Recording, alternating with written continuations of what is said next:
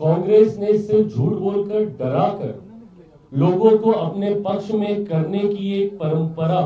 की शुरुआत कर रखी है। इनको पता है कि इनकी काबिलियत के आधार पर ये लोग कभी वापस सत्ता में नहीं आ सकते,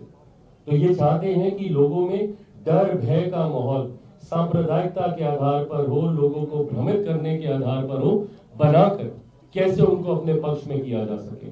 पर बिहार की जनता ने जिस तरीके से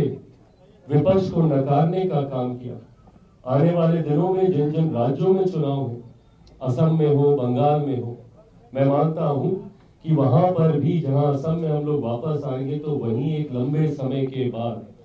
बंगाल में भी एक डबल इंजन की सरकार प्रधानमंत्री नरेंद्र मोदी जी की सोच वाली एनडीए की सरकार बनेगी, ये विश्वास है। मेरी पार्टी लोक जनशक्ति पार्टी रामविलास भी अपनी भूमिका को इन राज्यों में निभाने के लिए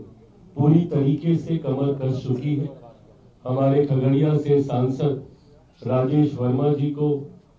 प्रभारी की जिम्मेदारी देकर पिछले 3 दिन से उनका प्रवास वहीं पर चल रहा है, जहां संगठन को कैसे और मजबूत किया जा सके और कार्यकर्ताओं के सुझावों को एकत्रित किया जा सके, ताकि उसके बाद लोक जनशक्ति पार्टी रामविलास का केंद्रीय संसदीय बोर्ड चुनाव की दृष्टि से बंगाल में हम लोग की क्या भूमिका रहेगी, इस पर अंतिम फैसला ले सके।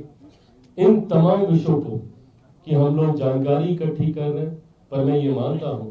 कि इन योजनाओं का असर है कि आज देश में केंद्र की सरकार और एनडीए का गठबंधन हर बीतते दिन के साथ मजबूत होता जा रहा है और ज्यादा लोकप्रिय होता जा रहा है,